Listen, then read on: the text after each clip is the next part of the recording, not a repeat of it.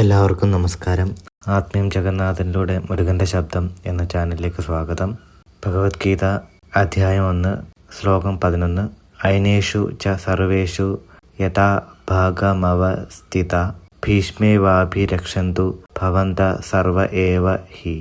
അർത്ഥം: എല്ലാവരും തങ്ങളുടെ സ്ഥാനങ്ങളിൽ ഉറച്ചു നിന്നുകൊണ്ട് എല്ലാ ദിശകളിലും നിന്ന് ഭീഷ്മനെ പ്രത്യേകമായി സംരക്ഷിക്കണം. ഇവിടെ ദുര്യോധനൻ തൻ്റെ സൈന്യത്തോട് സംസാരിക്കുന്നു. കുരുക്ഷേത്ര യുദ്ധഭൂമിയിൽ ദുര്യോധനൻ തൻ്റെ സൈന്യാധിപനായ ഭീഷ്മനെ സംരക്ഷിക്കണമെന്ന് ആജ്ഞാപിക്കുന്നു. ഭീഷ്മർ അവരുടെ ശക്തിയുടെ അടിത്തറയായിരുന്നു. അതുകൊണ്ട് അദ്ദേഹത്തെ കാത്തു സൂക്ഷിക്കുന്നത് വിജയത്തിനാവശ്യമാണ് എന്ന് ദുര്യോധനൻ കരുതുന്നു. ശ്ലോകം 12. തസ്യ സഞ്ജനയൻ ഹർഷം കുരുവൃദ്ധ പിതാമഹ സിംഹനാദം വിനദ്യോ ചൈ ശംഖം ദത്മൗ പ്രതാപവാൻ.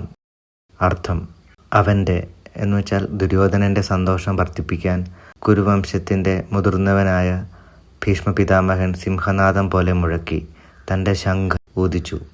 ദുര്യോധനൻ്റെ വാക്കുകൾ കേട്ട് ഭീഷ്മർ അവനെ ഉത്സാഹിപ്പിക്കാൻ ശക്തമായ സിംഹനാദം മുഴക്കുന്നു.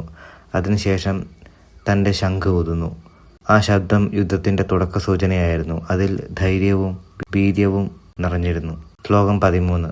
തത ശംഖാശ്ച ഭേര്യശ്ച പണവാനക ഗോമുഖ സഹസൈവാഭ്യഹന്യന്ത സ ശബ്ദസ്തു മുലോഭവത്.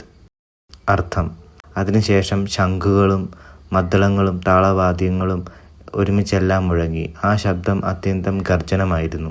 ഭീഷ്മന്റെ ശംഖനാദത്തിന് പിന്നാലെ 2 സൈന്യങ്ങളിലുമുള്ള വാദ്യങ്ങൾ ഒരുമിച്ച് മുഴങ്ങി.